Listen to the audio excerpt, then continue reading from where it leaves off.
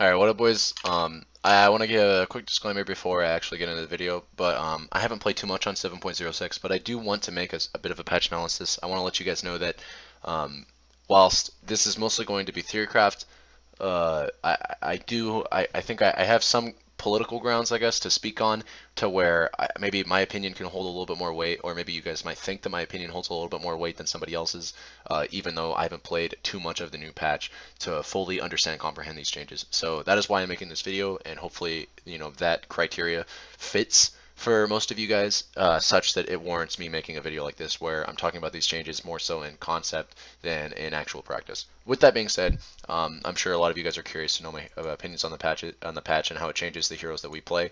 We being, you and me, and I guess specifically Earth Spirit and Broodmother at this point. Just kidding. We'll talk about some of the changes and how they affect other heroes too, but mostly we're going to be focusing on those two heroes. Because I haven't given up on Earth Spirit, but I just, I've made a lot less videos on him, and we still love him, okay? So, Creep Denies. More so than any other hero that I can think of in the game, this affects, like, just heroes that are good at this. I think I worded that incorrectly. What I meant to say was, more so than a lot of heroes, this affects Broodmother, but I didn't want to sit there and say, like, Broodmother's the most affected by this change. No, I'd say that, like, definitely heroes like Shadow Fiend. Also, when you take into account that there's an extra melee creep in lanes, this change very much helps that hero dominate his lane more, if that makes sense. Like, this helps favorable matchups.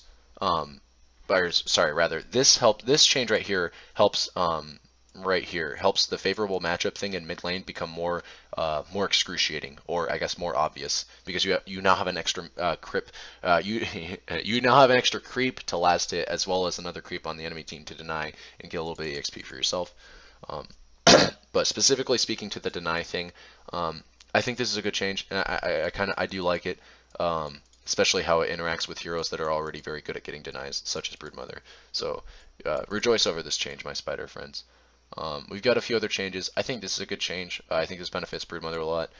They made it so that you can pull every wave, yeah, sure, and a few other things that you can do with there being creep spawns every minute now as opposed to every two. But keep in mind, right, if you can't farm creeps that quickly, or if your team can't take advantage of all the extra creeps that quickly, this isn't going to be that significant of a change. You do have to keep in mind there are 2 more camps now since 7.0 added into the game. Like, in 7.0 they added 2 camps, but then they removed the ability, or not the ability, they removed the spawning of the camps to every, they didn't remove, sorry, I'm getting like lost in my words here. They removed the consistency of the spawning, right? They made it so that the creeps spawn every other minute, but then they added 2 camps. Now they're reverting the every other minute thing, but they're keeping in the 2 camps. So there's a lot of camps in the game now, right? That are going to be spawning every single minute, which is the first time this has ever happened.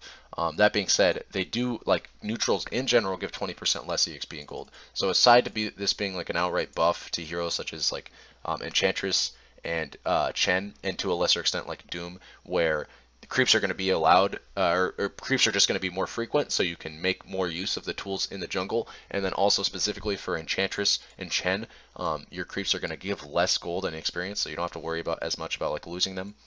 Maybe more of a change to like worse players of the heroes, but I disagree. I think overall this is just a nice change to make the creeps more expendable, that you can throw them away at people and kind of like get the maximum value out of trading their lives.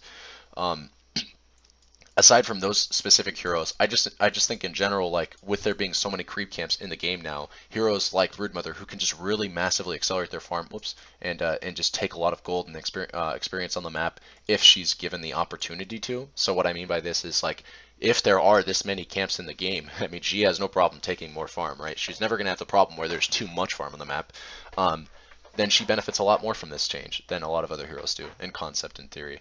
And a little bit of practice. I have played a little bit of Brood this patch, so I do like this change.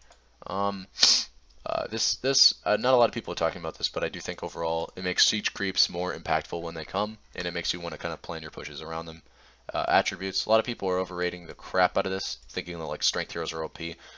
No offense, I've noticed it's a lot more from the like lower skill player bracket, where people are reading this and thinking that strength heroes are like the new meta or whatever. Listen, this is not, like, Dota is not an archetypal game in that sense. Sure, if you go to like Dota 2 heroes list and you click on like the Dota 2 wiki, maybe?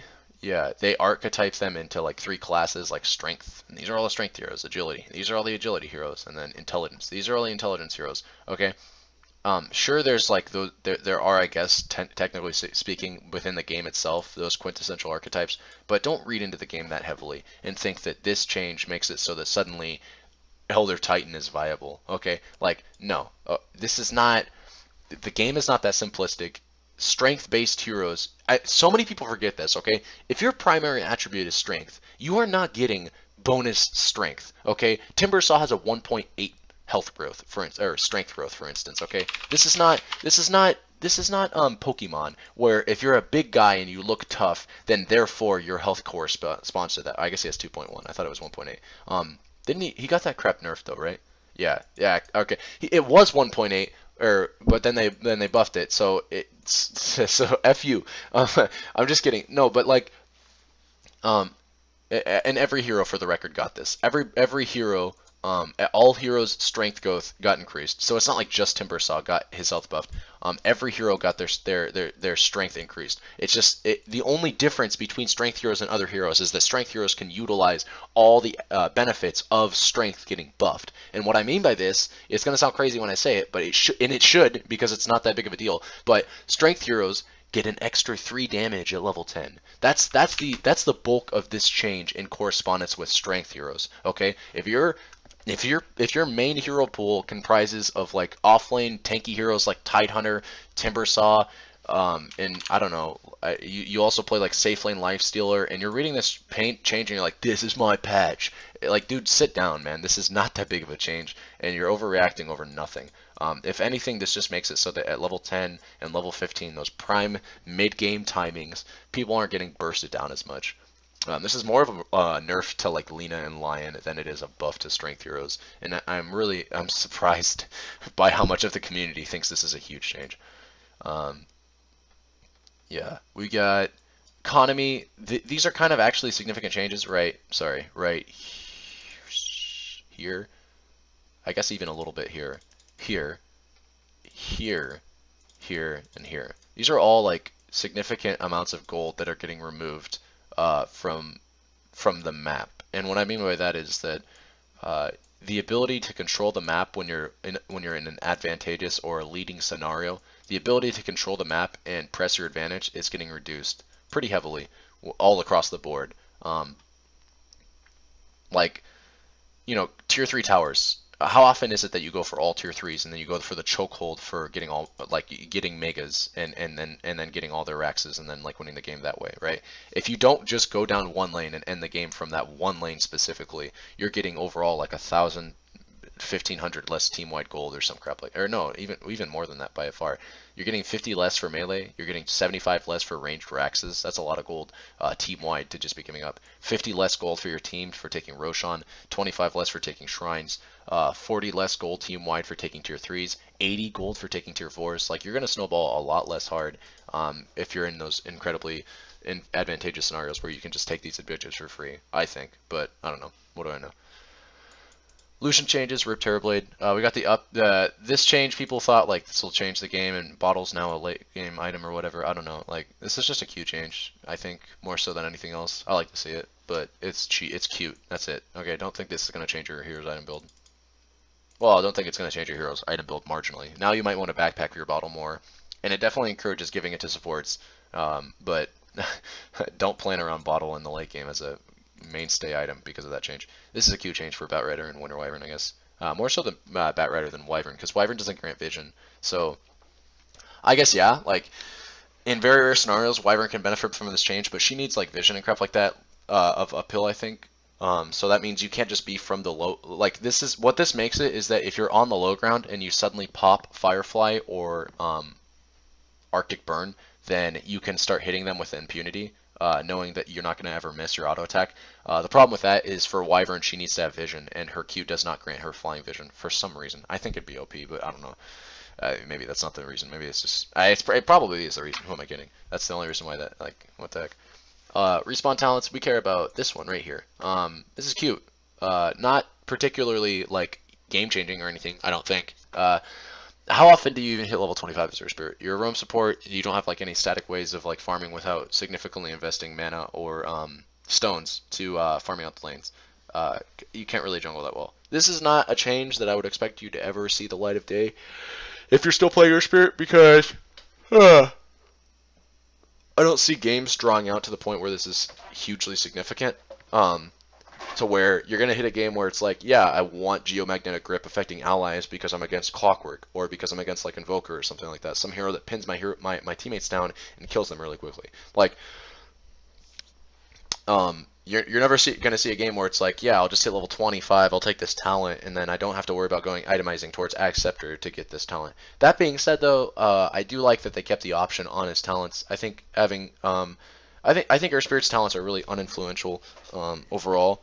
I do like that he has like a spell lamp talent. I do like that he has like a GPM talent. Hell, I even like his armor talent at level 10, but I just don't like the values on him. They don't seem impactful enough for a hero like that. You know, just like number changes and crap like that. And in this case, they at least gave another option for level 25, where the one end is damage talent for farming out and shit like that.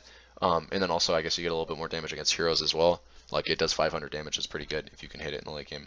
And then now the other change is, the other talent is like, instead of, you know, pushing out waves and farming, you can have more utility in team fights, perhaps. But you always have to keep in mind that geo-gripping allies often does not apply the silence to enemies, because you're not going to geo-grip an ally through too many enemies to use them like a stone. No, you're going to geo-grip them to save them, and that means that you're not going to take the advantage of your silence. If it does hit enemies, it's not going to damage them. So, you know, this was a nice aspect to Earth Spirit's kit when it was innate to his kit, because you never had to itemize towards it. You always had it as an option, and you would save heroes as a result. I said this way back in 6.86, or at the start of 6.86, before, right when they made this change, when Earth Spirit was still monstrously overpowered and nobody knew it. Like, I was like, this change sucks, because every game I probably saved an ally, 2, maybe even 3 allies per game, just because I could do this from level 1. And that was a nice aspect of Earth Spirit's kit that I always enjoyed, was just being able to save people like every single game, just you know, just randomly. But then I don't think he's ever going to have that option again, to just like save heroes just randomly. Like, you're always going to have to either hit that level 25 and get it, or get an Acceptor. I guess you used to have to get an Acceptor and stuff like that, and it just kind of sucks, I guess, for lack of a better way of describing it. But I mean, I'm not trying to say this change sucks. I'm just saying, like, it sucks that we're never going to go back to those days. So if you played in those days, you know, nice. I tip my hat to you. But yeah, most of the other talent changes, like, I guess, Undying, 15 health regen at level 10, that's insane. But most of these are just kind of like, you know, they're kind of cool. They're cool. Cool. Good job. Wow. Aether Lens got, I think, nerfed. I don't know. Hard to say. Would like to see how the item gets impacted. I'm sure there's a hero out there that benefits from this, for the record. So when you see this and you're like, man, health regen was so much nicer on that item, like, keep in mind that maybe you're just playing a hero that doesn't benefit as much from the mana regen. We got Blade Mail getting its cooldown nerfed. Bloodthorn, same thing. Blightstone is not a UAM, but who cares? These things are getting phased out. Like, UAMs in general are getting phased out, so this isn't a grandiose change, I don't think. You can go Deso on Drow, I guess. For more recent one. Blade Mail and Bloodthorn, especially Bloodthorn, like, ouch, that kind of sucks. Sometimes as Brood in the late game I'd get a Bloodthorn, because I always said, like, Bloodthorn's a good item on Brood, Orchid's just not. So, you know, it's gonna hurt my ability. I mean, now, gosh, I have to wonder, is Orchid the same cooldown as Bloodthorn? That's the real question now. I think it is. What the fuck? It is. Orchid and Bloodthorn share the same cooldown, so you can't sit there and, like, spam it out. I hate to say spam it out, but you definitely can't, like, Bloodthorn is not the item that it once was, where you would buy a Bloodthorn and be able to burst anybody down every like 10 seconds, and the uptime on the item was like 50%. It's definitely an item that, you know, you'll be probably getting off once, maybe twice in a team fight if you're lucky, and that is significant, you know. So take this change for what that is and nothing more. Like, this is not them trying to hurt Bloodthorn's status as an item, as a late game option to burst people down and take away evasion and all that crap. No, this is just them trying to say, like, you know, solidify the item's role into what it does strong, or what it does well, and you know, keep that for what it's worth. I don't expect these items, especially Bloodthorn, but even Blade Mail, to get phased out as items. They, you know, just more solidified roles. We don't care, we don't care, we don't care. I like the this is kind of funny. Dagon now just poof solutions. I still think you're mad about when you use Dagon on an illusion, but like, you know, at least it just instantly killed it. I don't know. Get a level 1 Dagon just to help deal with Manta dealers. I don't know. It's 2,000 gold, you know? I don't know. It could help. It's cute. Um, 4 staff, you know, a little bit more health regen. Midas changes. This one, Helvin's Halberd. So corresponding with the Solar Crest change, right? The ripening. We'll call this patch the ripening of Solar Crest, and 100% mischance on brood, no longer achievable. I think Helvin's Halberd's going to be the new meme.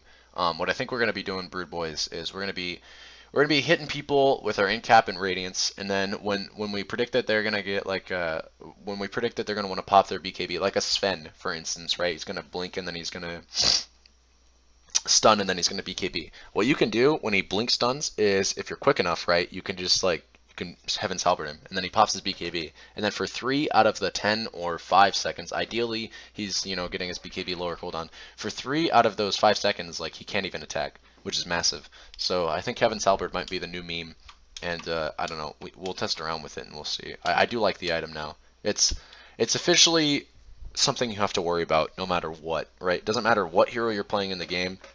If somebody, well, okay, it does matter what hero you're playing in the game, because there are a lot more heroes like to auto attack than others. But if you're, say, for instance, a Huskar is, I think, a prime example of this. Like, you can't just write off Heaven's Halberd. You can't be like, oh, don't worry, I can get a BKB for that, or oh, don't worry, you can do this for that, or oh, don't worry, I can do that for that. Like, there's just you have to worry about this. You can't use Manta. You can't use. I mean, there's technically quite literally no counterplay.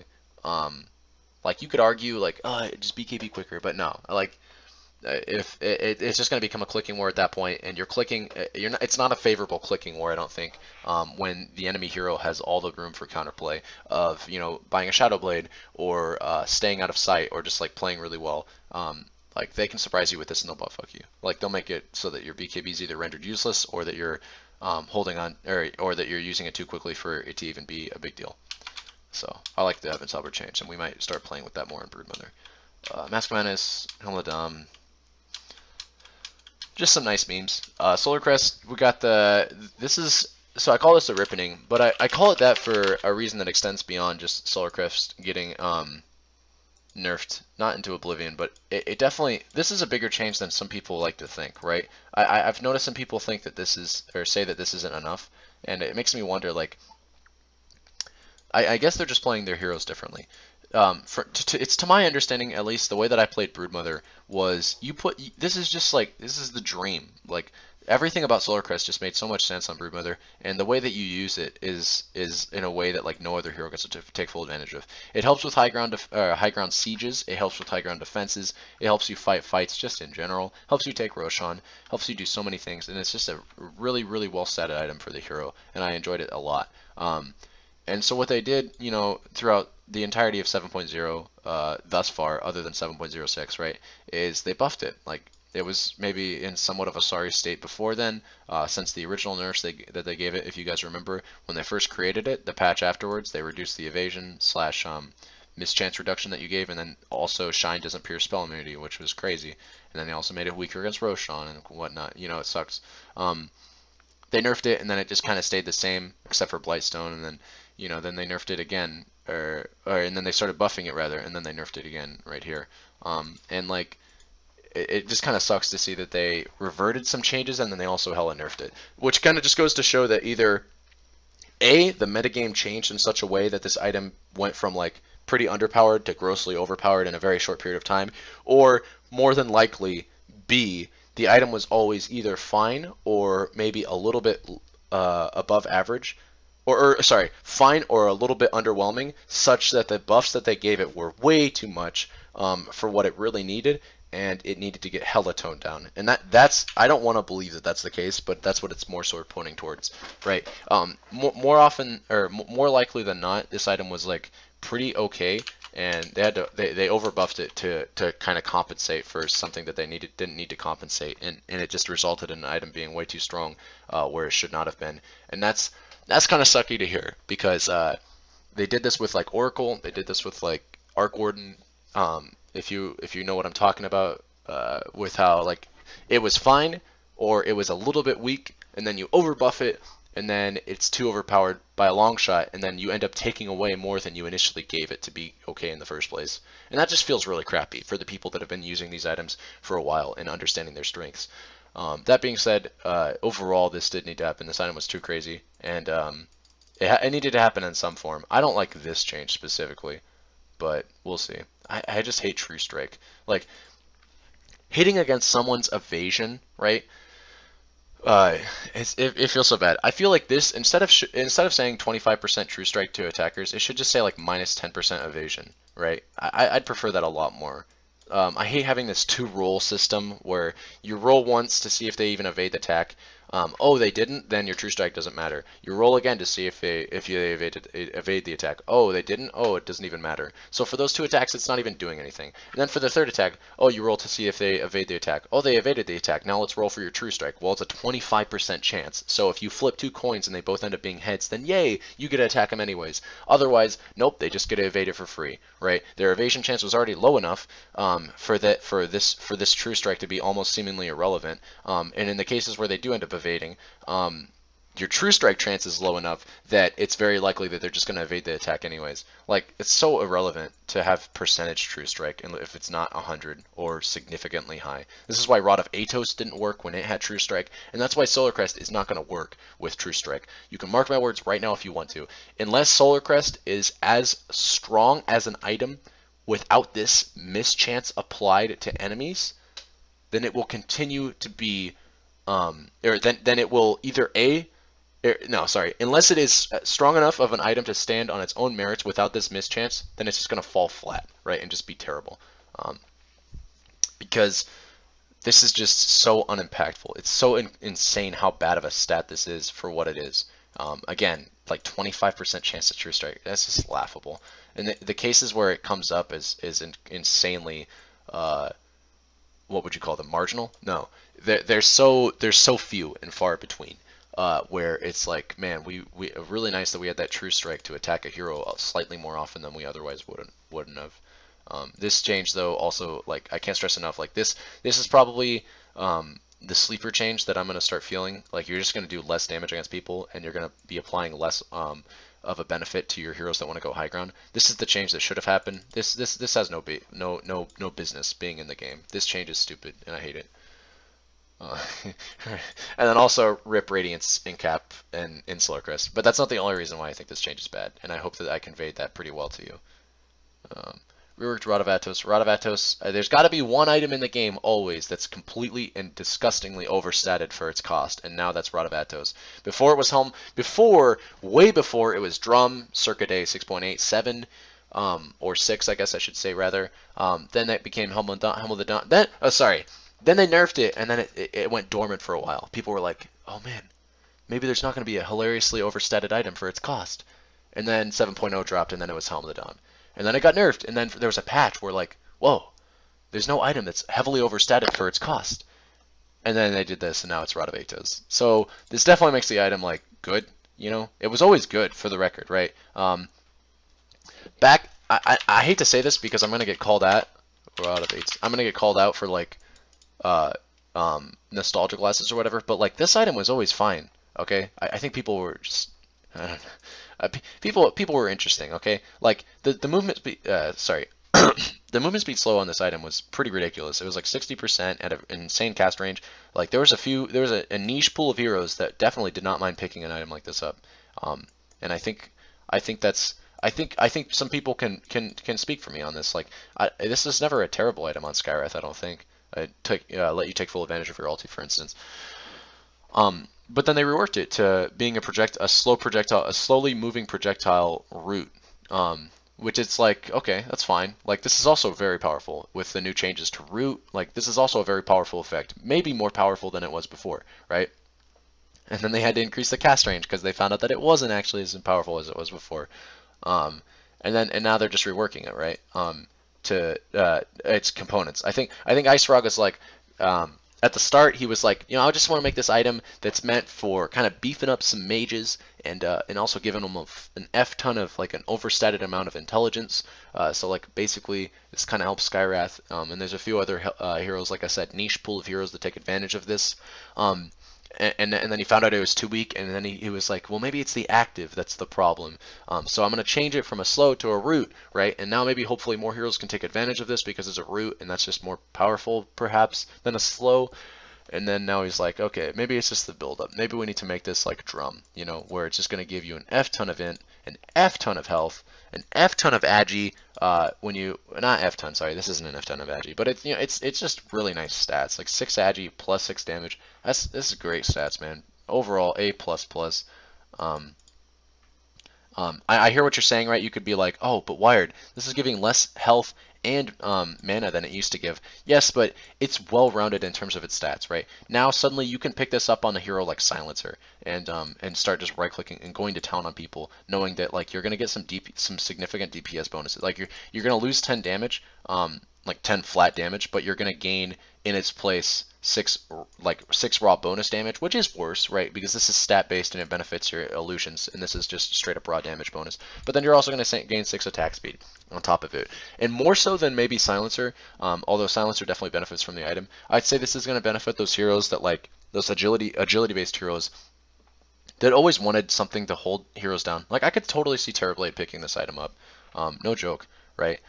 You just like I think you'd replace it with like an int-based item because you don't need this so much in, mana or intelligence perhaps.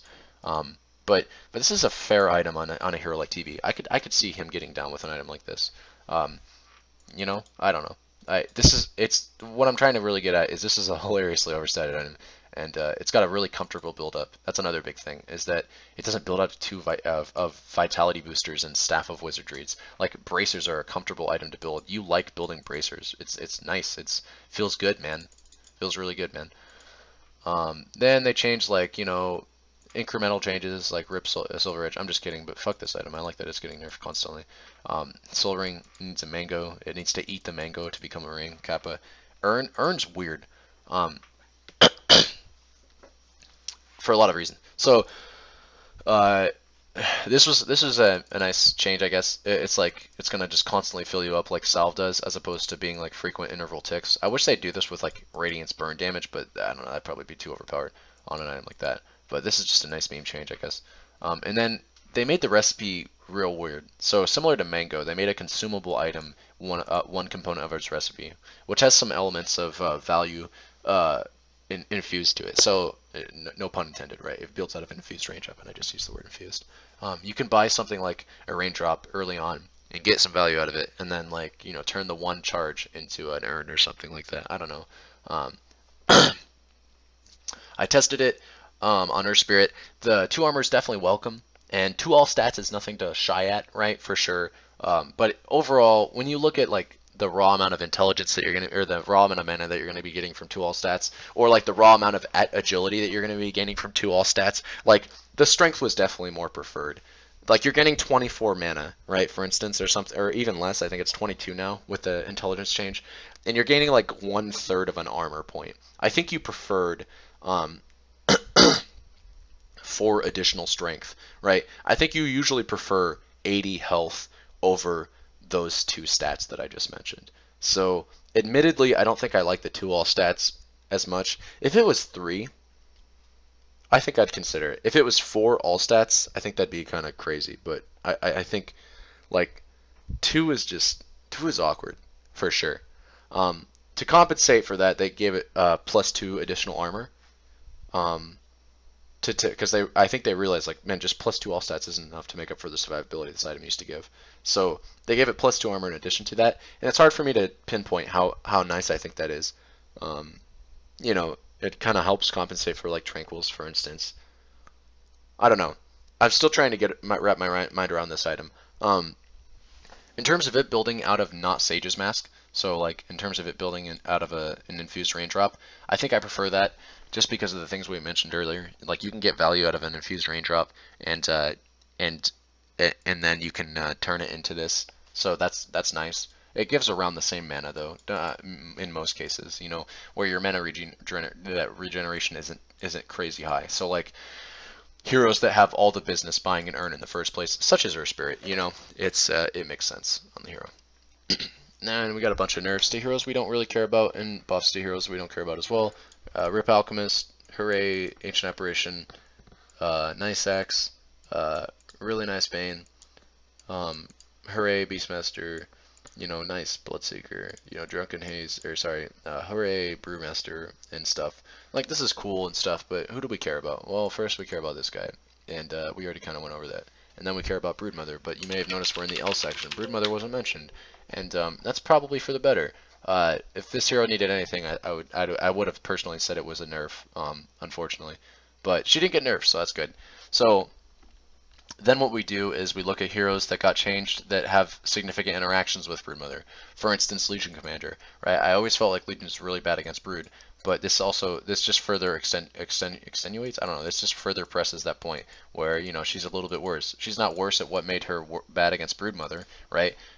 She typically, if she got overwhelming odds, she didn't level it in a lane against you because she found out that 1 point is enough when you're not even spawning spiders. So it's not like this change is gonna make her massively worse against you specifically, but overall she's now worse, right? And so maybe people will pick her less against you, which, I mean, honestly, that's probably not a good thing, because I preferred it when, like, it's I know this is gonna sound crazy, but like it's as weird of a matchup as like people picking Silencer, or people picking Enigma into Silencer. Like, that's what I feel like whenever I see a Legion Commander.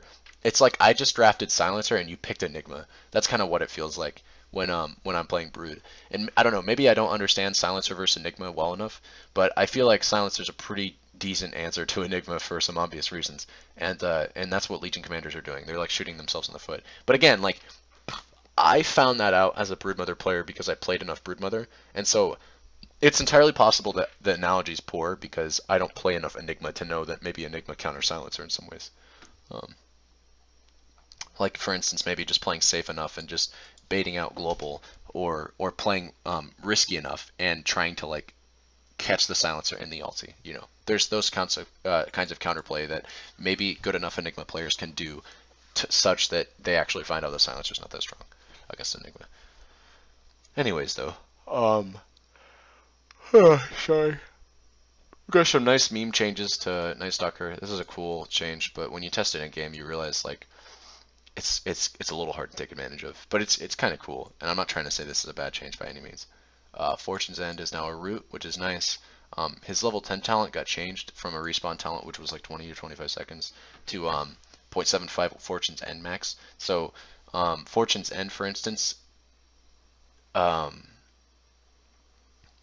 it's the max duration. The reason I'm talking about Oracle, by the way, is because we used to play him. Fortune's End, it's like, it's never a spell, I think, that you, in a team fight, channel to max duration anyways. That being said, it's a root now, so maybe it's more impactful to do that.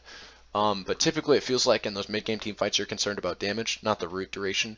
And so you're going to just be using your E and then instantly using your Q and then instantly dispelling your Q to get the full damage in. And in those cases, this isn't that big of a deal.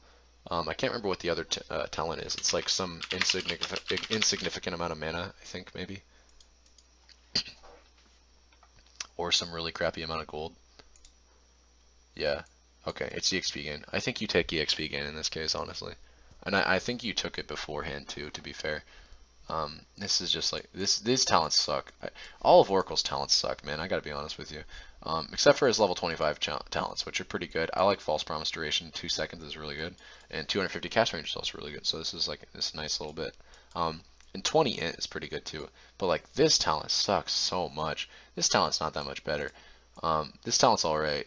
This talent, I don't know, it could be good. Plus 75 or 75 seconds on a root that's got like a 3 or 6 second cooldown.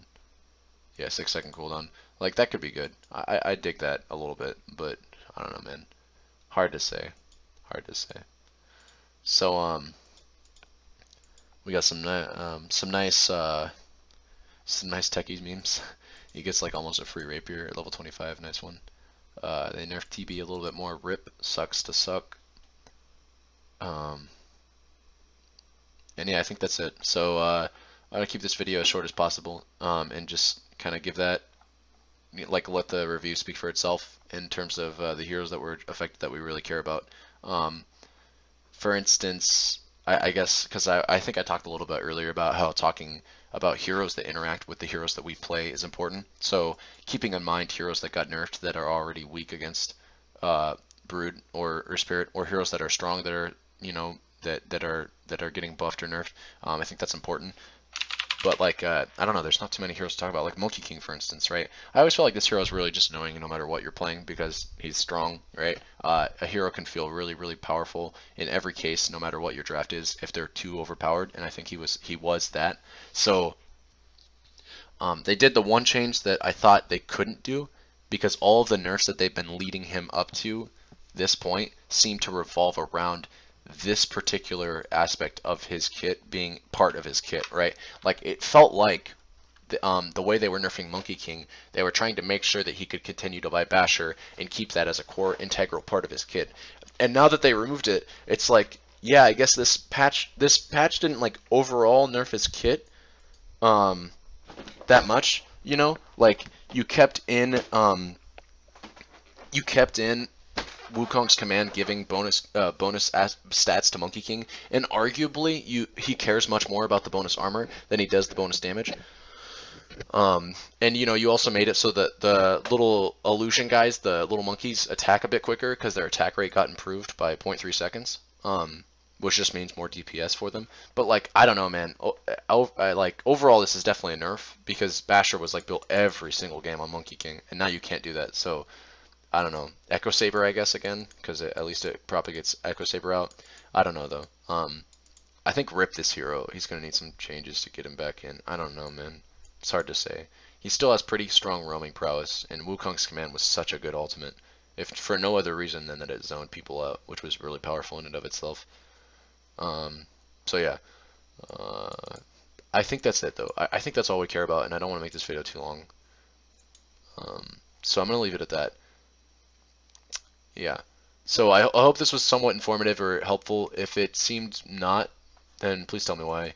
Or I guess more so specifically, just like don't focus on it, because this is a patch analysis more than it is anything else. So it's not supposed to be like a super in-depth guide or anything along those lines. I'm just giving my opinions on changes that I thought were impactful and kind of glossing over the other ones, trying to let the fact that I'm not talking about them speak for itself. So anyways, you guys have a good night, and I'll catch you guys later.